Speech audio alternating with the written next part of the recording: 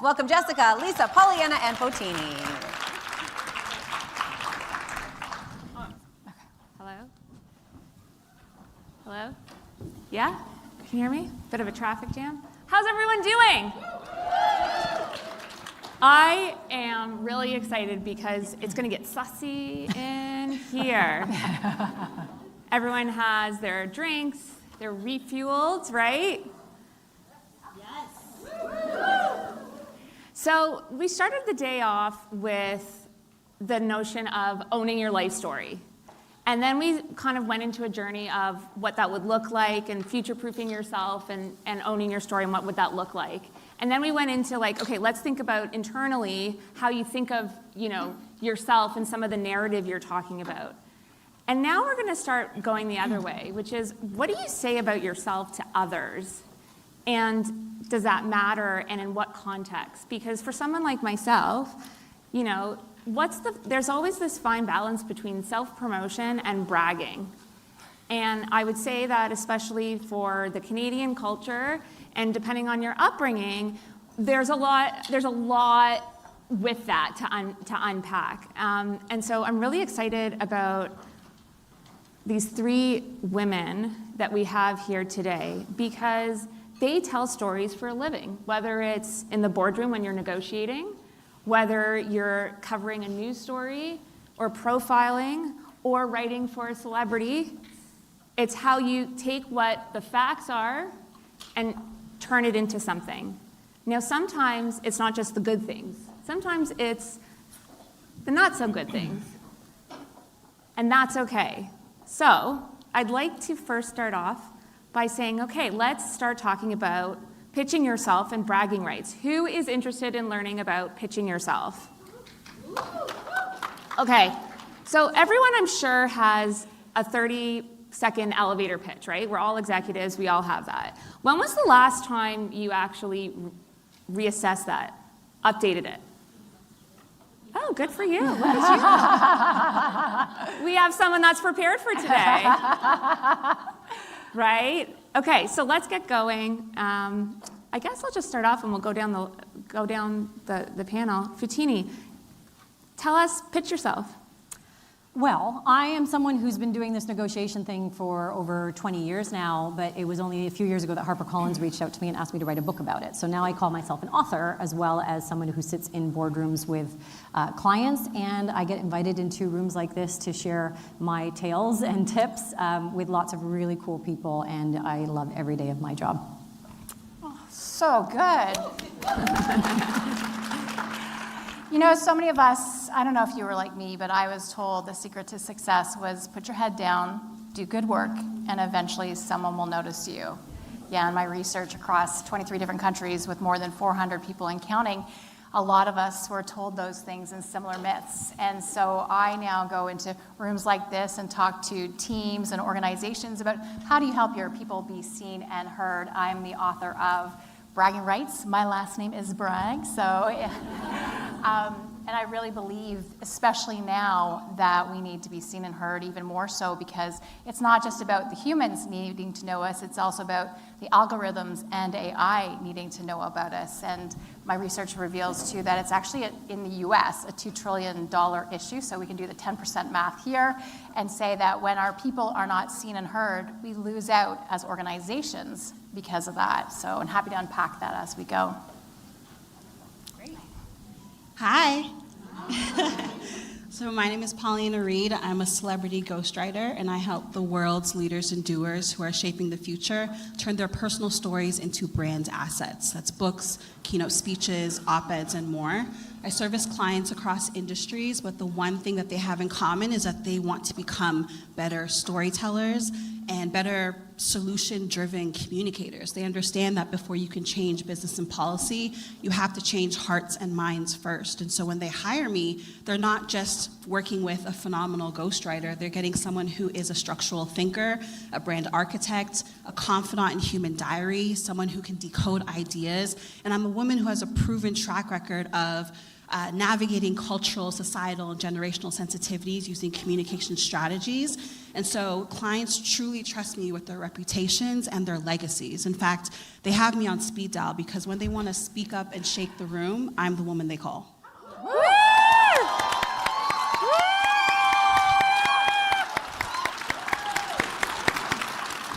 It's getting a little hot in here.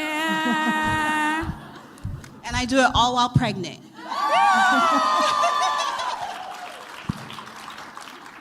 With already having a baby, right? I had a baby last year and I'm having a baby in 2 months. Well, I don't even know where to go. I'm like, okay, mic drop, done. Let's, So I guess, this is going to nail a statement of the obvious, but I'll start off, Foutini, when it talks about bragging rights, how is it so important to get it right, whether it's on the personal branding side or in a leadership role? So anytime you're having an interaction with someone, I'm a firm believer that everything is a negotiation. Because if we were already aligned, we wouldn't have to negotiate. The issue is when it comes to any type of negotiation, you have to start with power. And if you're not talking about your accomplishments, if you're not setting the stage with credibility and authority, it's going to be very hard to get what you want. So if you're not talking about your accomplishments, you're not talking about the things that you have been doing, the reason why people want to come and work with you, the reasons why you should be promoted and put on these big special projects and given these opportunities and so on, why would anybody hand them to you? So if you're not doing any of those things up front, then it's going to be a much harder conversation. You're going to have a lot more resistance. I always talk about power first, because you've got to start with that credential, with that authority, with that credibility first. If you go in there and say, I want this promotion, and by the way, here's all the reasons why I should get this promotion, the order of things is going to be a much more challenging road than doing it the other way around. And so when we talk about what is the cost of that, yes, it's going to cost you money, because if you're not bragging, it means you're not going to get those promotions and so on, which means on average, what we are seeing is women will get 8 years of extra time to work in the office just from their first single negotiation. That first salary that you didn't negotiate because you didn't talk about all of the cool things that you did, because you were waiting for some meritocracy, for someone to tell you, oh, well, I recognize what you did, therefore I want to give you all these things. People don't notice. They're so focused on themselves. Unless you are talking about your accomplishments, you're not going to get those opportunities. So that one negotiation early on in your career could cost you 8 years of early retirement. And then we talk about all these other things. What about the time, the energy, the resources, the opportunities that you're missing out on? The costs are high when you're not charging your battery. I think of power as like a battery in any conversation you're going to have. So you start by going in there with a really charged battery, talking about your accomplishments, having other people talk about your accomplishments, getting allies in the room to recognize some of those things that you are worthy of. And that's where it's so important to make sure you're doing that all the time. You don't just wait for the end of year salary negotiation or promotion thing. You're making sure all throughout the year they know, what have you been up to? What are these great things that you've been doing? Who's been talking about you? How have you been contributing? You need to be talking about your accomplishments because no one else is going to do it for you. And if they are, that's great, but they probably won't be doing it as well as you are.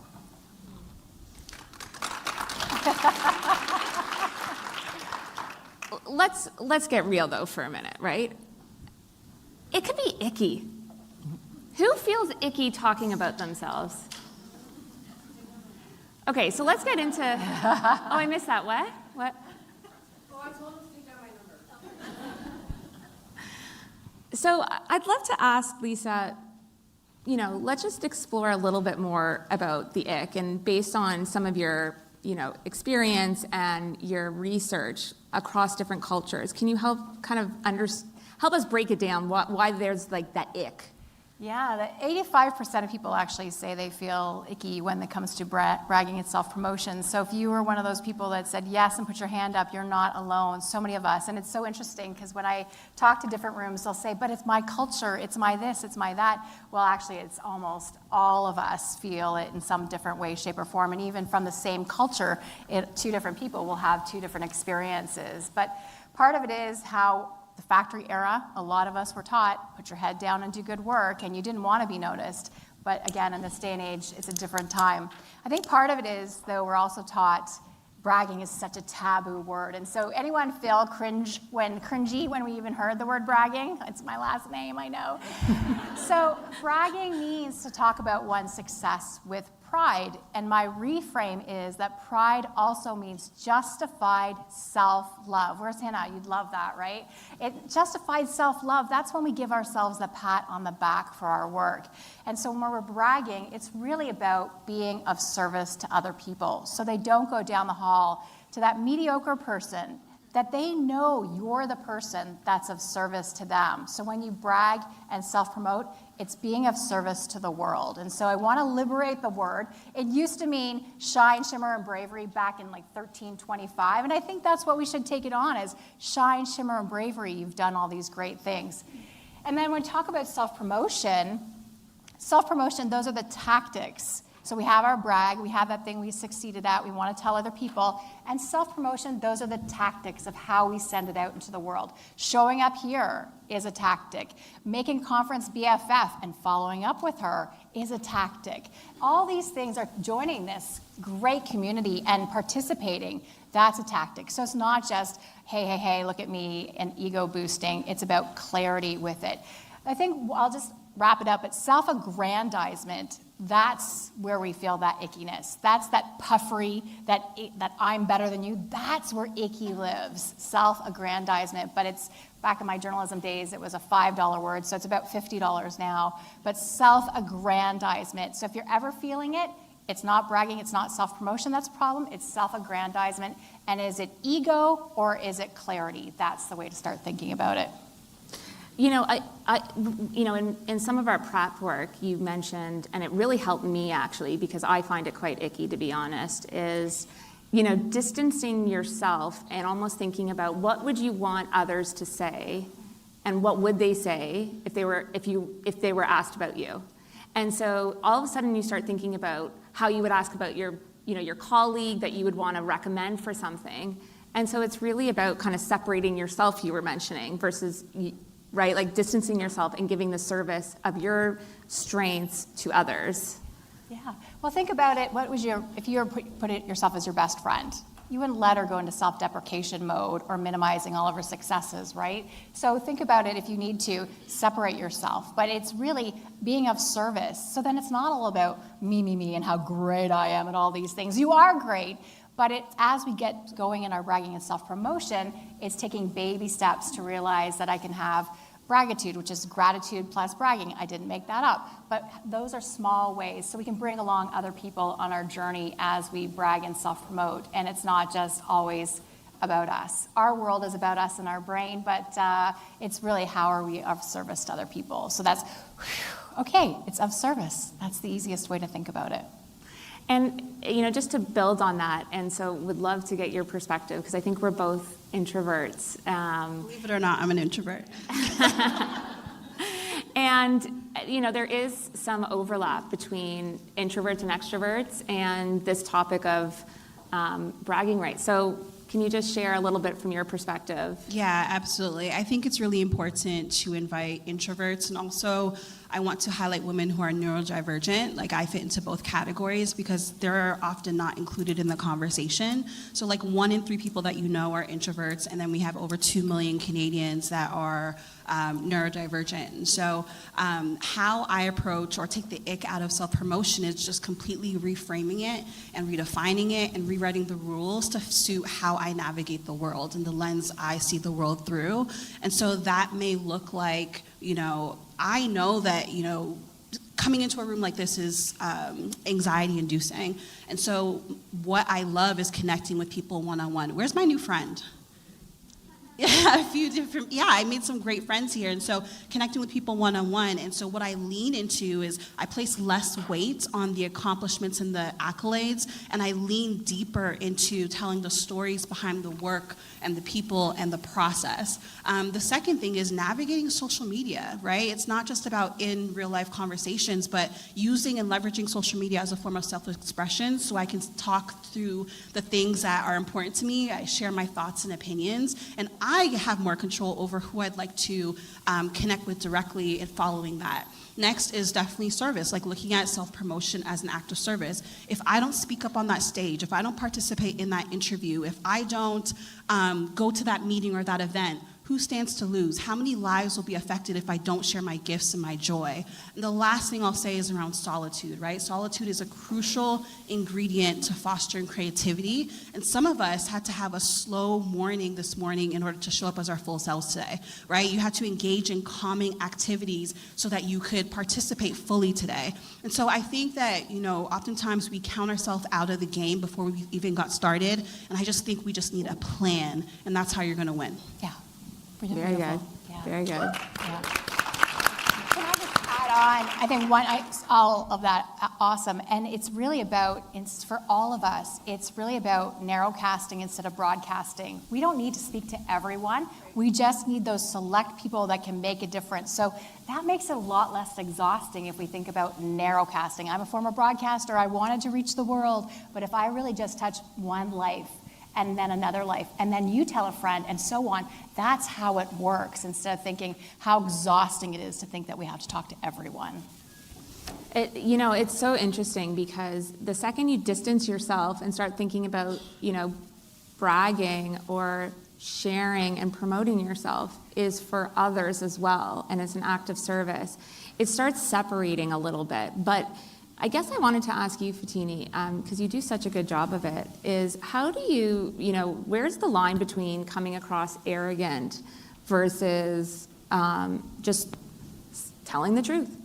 So those of you who were here last year, you might remember I was a lady on stage in a cape. And you heard me give a few bits of advice on a couple things that come to mind. So I talk about powering up all the time. And one of the easiest ways to do that, because so many people feel really uncomfortable doing that, is there's a couple things that help to take some of the sting out of it. One is using the two most powerful words in negotiation. Instead of I think, it's not I think I'm well equipped for this, or I think I should get this role, or I think any of these things. You're going to replace that language with something as simple as based on. Because now, instead of this being your opinion, right, you're not bragging about yourself, you're not saying something that is untrue, you're actually just using credible language that says, I'm basing it on something. This is credible, authoritative language. This is objective. This is fact-based. You're stating facts instead of giving opinions now. So based on my knowledge in the industry, based on my years of experience, based on the best practices, based on your feedback to me, based on what was shared with me by the team, those things take the sting out of it. So now you can talk about it as if you're a third party instead of saying, I did this and I did that, or I think I deserve this, or I think that. That's one of the easiest things to do. But the other thing is, don't dismiss the indirect stuff that comes your way, or even the direct stuff that comes your way, because there's ways for you to fuel the conversation, to charge your battery when they're doing it for you. But too often, and you heard me talk about this last year because someone just stopped me in the hallway and told me that she remembered this, is that last year I told you when someone says thank you to you, what's your automatic autopilot response to thank yous? You're welcome, no problem, no worries, my pleasure, right? You had this moment of power when someone said thank you. Someone acknowledged something that is worthy of bragging of. They're doing it for you. And the second you say no problem, you're throwing that away. You're saying it was nothing at all. You're welcome to come back and take advantage of all of my resources, my time, my energy, my money. So why wouldn't they keep coming back and burning you out? But instead, could you take that thing that they just said and cement it in their brain again by going, I so appreciate you sharing that with me. I'm thrilled my contribution had such a big effect. I'm thrilled that you found it so valuable. So now what you're doing is you're holding up a mirror to their compliment so that they get to hear it twice. But you're doing it when you're being so gracious and cooperative and humble about it. You're doing it with gratitude in a way that takes the sting out of it, that doesn't feel so icky about it. Those are the two really simple ways that you can do something. So based on is my formula for success, to make you sound credible without making it feel gross. And when they're handing it to you, don't throw it away. Use that moment to hold on to that power and validate what they just said, because they're going to feel really good about sharing that with you. They're like, oh, you do appreciate me? That's great. And now they're hearing it for a second time. So on their subconscious brain, they just now had double the impact of the compliment that they just gave you. So really simple tactics is what we're talking about. It doesn't have to be this really crazy overhaul of your personality. It's just little things that you can do daily. Just I'm going to add in, a lot of us, though, when someone says thank you, we actually go into self-deprecation mode. So it's not just, you're welcome. We even go into, well, here's the million things that went wrong, and then also this. And so minimization. So those are great tactics that Fatina gave us, but make sure you don't go into self-deprecation mode. It's one of the number one things. And then you're facing back to that person, you're mirroring them saying that actually what you just said to me wasn't as valuable, and so we need to stop. We need to say thank you, stop, and then remember Fotini's words for sure, and not go into self-deprecation mode or minimization mode, because then you're going to lose and double lose. So, Yeah, it's so interesting also, just to play devil's advocate, like how often do you hear males in your life with self-deprecation? And like, just imagine, with your partner or with a colleague, they start going, like, how would you digest that, right? Like, oh, that's not true, or what are you talking about? So it's just an interesting observation sometimes, right? To kind of separate yourself from what your reactions are and saying how you would be receiving it, just to flip the words back. One of the things, and again, this whole theme for today is owning your life story, the good, the bad, the ugly. And so whether that's work-related or not, and we talked about the untold stories of LinkedIn, we all go through ebbs and flows where we're, can shout from the rooftop and feel very proud. And there's other times where there's like a moment of whether it's shame or nervousness, or you're not sure how to phrase things or articulate things. And that's sometimes moments when you actually do need to talk about yourself and share why you're so fabulous and great. And so I just wanted to, as a journalist, just trying to, and I would almost say like a wordsmith, like wizard, right? Help us understand what kind of tips and tricks that we could do to really talk not just about the good stuff, but also, maybe not so good stuff. yeah.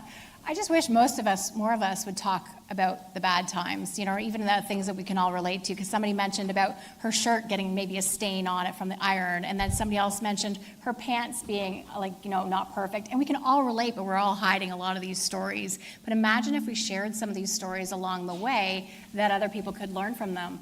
But then right away you're saying, Lisa, there's a risk to that, because other people will not think I'm professional. Yes. And that's the challenge. So what I offer to people is to have a growth narrative. So it's very hard to speak about things when you're right in the middle of that wound, where things are open and you're vulnerable. And especially if you're not in a place of a lot of power, it's really risky. So often I recommend people give a little bit of time. Collect those notes of how you're feeling today and know that that's going to be material of the future. But then when you've had a little bit of time, go back to that story and see how you've grown. So it's a growth narrative. I do think, though, that so many people resonate when we share that messy part. People resonate with that. So don't hide it away, because that's where you're going to get a lot of, you might not get a lot of likes on LinkedIn right away, but you're going to get a lot of those conversations where people say, I saw that post. It really resonated with me. And they'll talk to you about it often one-to-one, which is way deeper than the likes on LinkedIn. So it's a growth narrative. Here's where I was, and here's where I am now, and here's the reflection of that learning. That's a place of strength for us to be able to reflect on and not throw away those messy stories. Because when we tell those messy stories, it allows other people to share that life is messy. And when we all come in as perfectionists, oh my gosh, like it's so much work for all of us. And the bar has been set way up here, and we think everyone has to start up here, but we didn't find out that full, messy journey along the way to get there. And imagine you're that person that's giving that story. You're just helping that person to maybe bypass some of the mess or have some tools to get through the mess and to jump up even and go further, farther, faster together. So I think that's an option, is it's a growth narrative, and to own that. I want to piggyback on what you said. Years ago, I had a meeting with the director of business operations at the NBA. It was a pitch meeting, and I delivered it flawlessly, or so I thought. After my meeting with her, she said a few things that gave me pause. She said, "That was a great pitch. Tell me a few things about yourself that is not in your deck."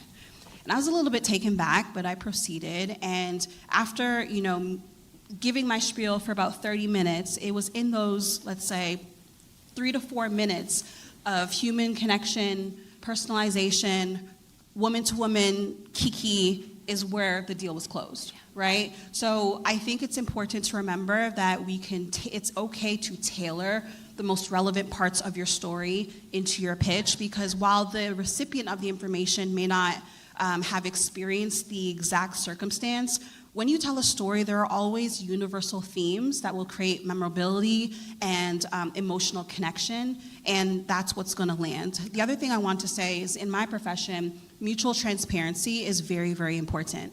And so over the last 10 years or so, I've created a content library. I love what you said, like, we hold the pen to write our story, and so we should be using social media to build in public. There's not many parts of my story, whether it's childhood trauma, whether it's my experience with mental health, mental illness, and being neurodivergent, whether it's dropping out of college, building companies in public. There's not many parts of my story that my online community does not know. And when you follow Lisa's template, you will build community. You know what's so interesting? We're talking about bragging on ourselves in marketing, but when you build community, they're gonna be your evangelists, and they're gonna be the ones who will amplify your mission and your message. So when you are vulnerable and you show parts of yourselves, that's what's going to really help connect and bridge that communication gap. And then there's a theory by Kevin Kelly, the 1,000 True Fans theory, and you only need 1,000 true fans to make a living from your art, right? And so the 1,000 true fans, they're gonna drive 300 miles to see you in concert. They will buy your audiobook, your ebook, your paperback, and your hardcover, all signed. Like, they will be obsessed with you. So I really want to like hit that home. And just like understand that, yes, you can, I think it's important to build credibility through storytelling. So just keep that in mind. Yeah. One other note to add to that is what Lisa said about this whole framework of growth is important. But if there's something in the conversation, you're in an interview or something like that, where you know there's an elephant in the room, that you know they're going to ask about your weaknesses, or there's been something on your resume that you're not really super proud of, but you know it's going to come up. The order of events in which you do it is also incredibly important.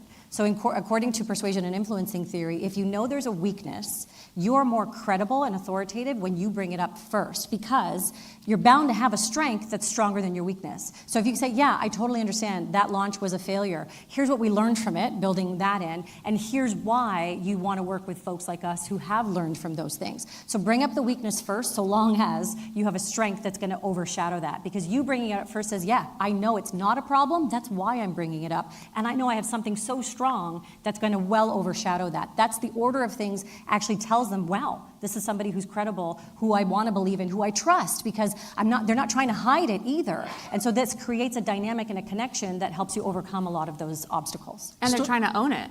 Yeah. I just want to say one quick thing. Storytelling will also help you tremendously in your business. Because I've created a great content library, a lot of my clients, they do their due diligence before we enter the discovery call.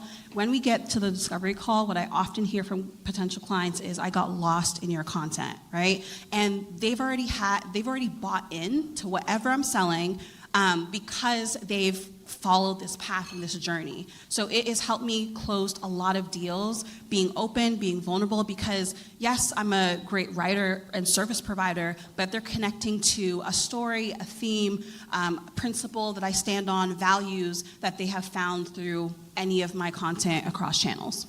And I think it's really important now, more than ever, like I said in the beginning, is because you want to be the human in the loop. You want to share that you are a human and that this wasn't all written by AI, and showing your stories, telling your stories, that connects us all way more than anything. So it's sharing those stories, letting AI know that you're the human to go to, but also letting other humans know that you should be the human in the loop for whatever it is that matters today. And do you think that we need to tailor, like we were talking, I opened up with talking about your elevator pitch, right? And you know, whether it's in a job interview or if you're being interviewed for, with media, or even like for today's event, would you tailor your pitch? Who's the question for?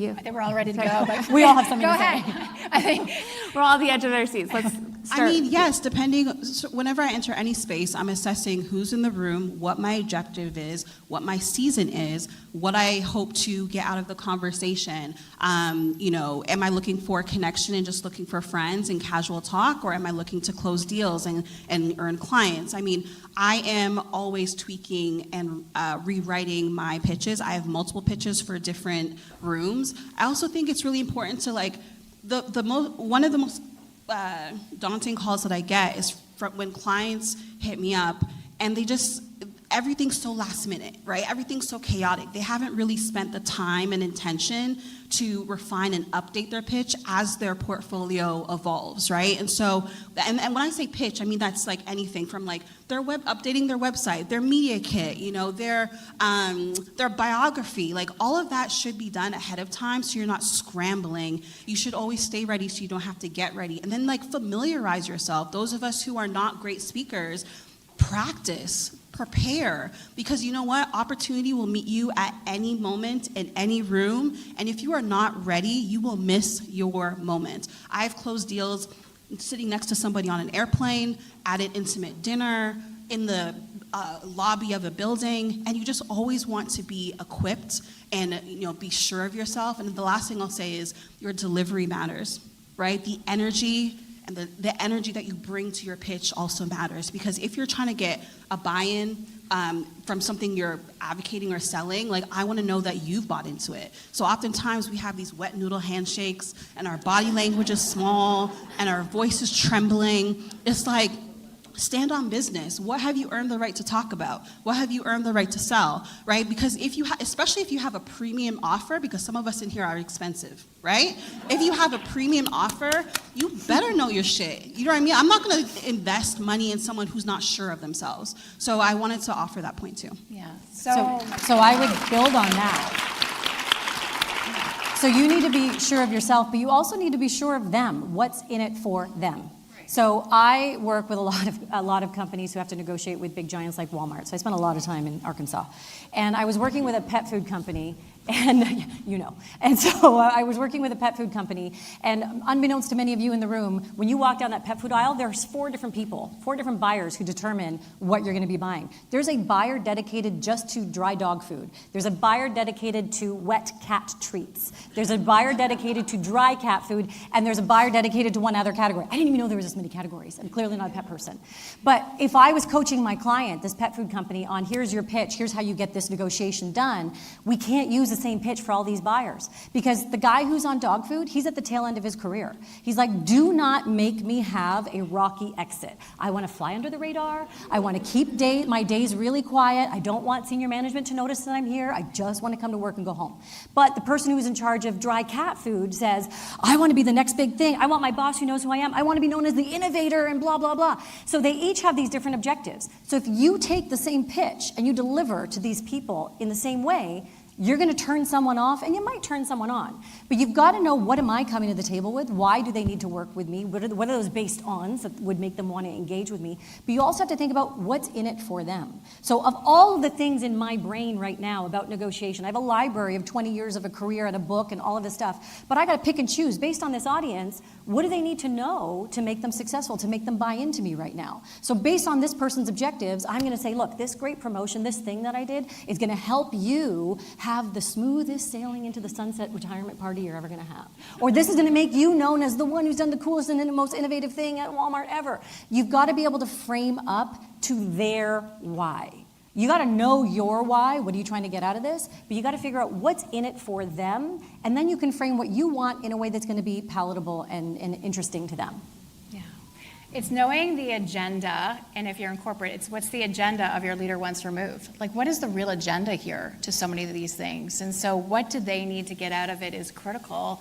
And then also knowing your values, your pillars, all those things that you can go in. So I'm really anti-elevator pitch. I think that you have to know your stuff so that when the opportunity arises, that you're not scrambling, because anyone ever try to memorize a monologue and it's like, oh my goodness, that person's in front of me. And then you forget or you flub a line, but you need to know it's so intrinsically your value and how you are of service, so you're bragging self-promotion, and how it's going to help them because you've seen them, you know who they are, you analyze your audience, you know right away that this is going to be something of service that I can help them. A lot of people, when they also think about introducing themselves as one of the fundamental things, they wait, oh, I'm going to wait for you to speak first so then I'll know what to say because I'll just base it on whatever you've said. That's actually something that I don't recommend either, because then you're not aligning with your values. You're just mimicking them, which is a big challenge. So when you are able to articulate your value and know who you are, be able to brag and self-promote, then they can say, I'm not the right fit client for you, but I know 10 other people now that I can say, hey, that's Pauleanna, that's this person. I can make sure that I connect them. So I think that's the way to add on a reframe of how we do this. Well, we're getting out of time, actually. And so I think, again, just to wrap up, this is our last panel. So first of all, thank you so much. We have some awards and some final remarks. But I want to just say, starting from owning your story, your life story, to how with a portfolio life, ending into going beyond your physical cage, your mental cage, and now how to tell your own story, depending on who and how. I hope that thread is allowing you to leave today with at least one good piece of actionable advice, if not more, and also be able to come away with at least one, if not two, connections. So really, we're a lot of work went into this today, but you guys, you give it back. The energy in the room, outside, inside, I mean, the buzz, the is kind of like, music to my ears, just to see this room and how amazing these powerful women are that you are. So a round of applause for yourself.